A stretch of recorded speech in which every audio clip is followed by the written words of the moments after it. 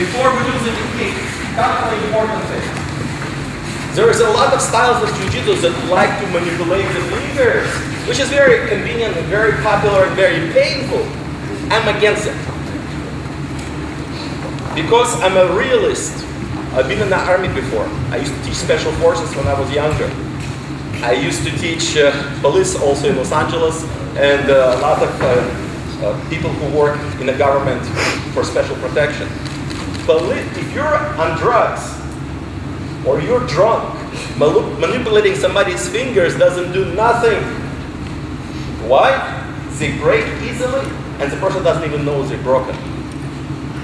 We had that experience before. We had a special event in Hollywood, red carpet event. I was in charge of a special security group for the event. The guy came in, he was high on something. I don't know what medication he was using, but we needed to escort him out. So I applied a jiu-jitsu technique, and I pulled his wrist, and I heard this crack, crack, crack, crack all the way across. I looked at him, he was not even looking at me. He didn't even know that the hand is broken. And that was hand, it was not fingers. So from my experience, it's nice to know jiu-jitsu joint and techniques using the fingers, don't use them in the real life, it's pointless. Because the smaller the joint, the quicker it breaks, less nerve endings, you feel less. Because the joint takes a little longer to break, it hurts more.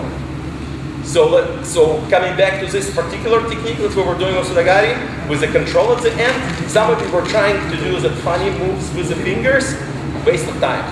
Go directly to the wrist and elbow. Okay? In the real life, it's better to control two joints in one, and it's better to do three if you have an opportunity. So when I was doing the technique, I was controlling the wrist, I was controlling the elbow, and if I need to, I put my weight on his shoulder, attacking the shoulder and the head at the same time. So the more points on the body you can control, the more you have opportunity to be safe with the person. Okay? And be ready, because like I said, a lot of people may be on medication, or maybe drunk or on drugs, they're not going to even feel a lot of things. And then you have to use special techniques to deal with those people. All right, so one more time. The thing that I was worried about is at the end. A lot of you did also got it correctly, but the ending control is very, very important.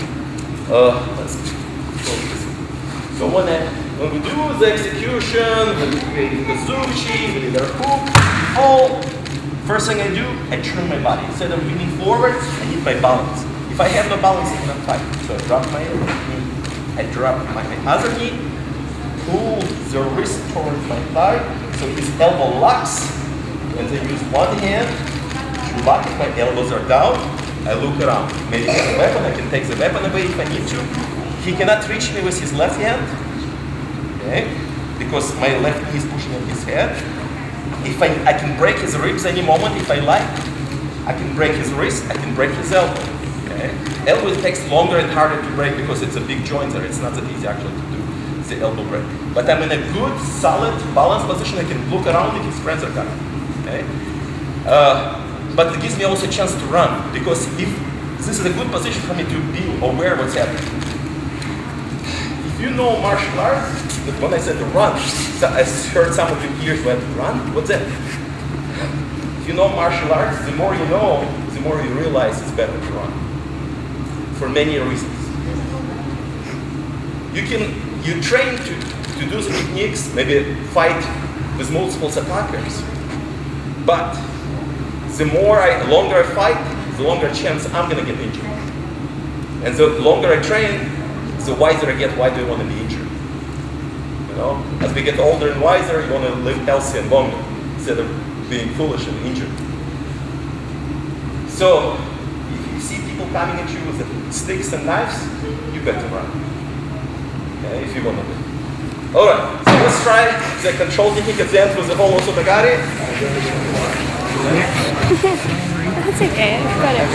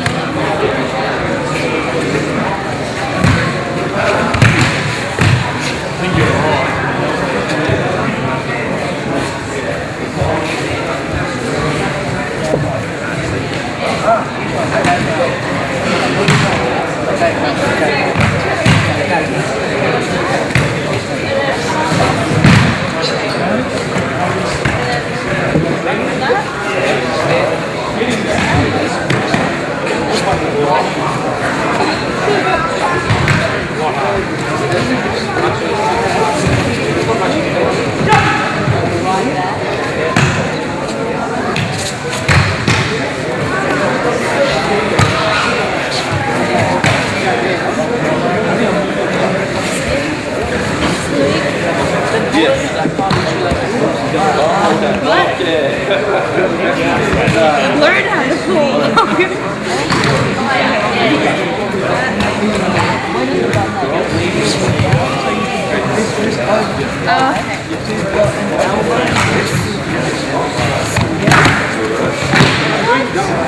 Yes, don't put your hand down. Put your hand there. Don't put it there because he might drop you. You drop your right knee into the ribs, you slow him down. Now relax, turn your hips and bring your left knee.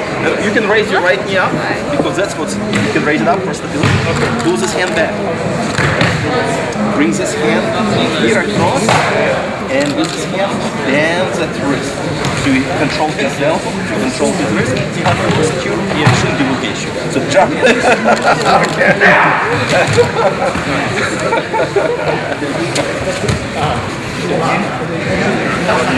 All right.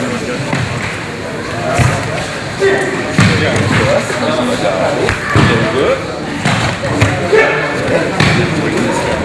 This is good. She's good. She should be in pain. Yes.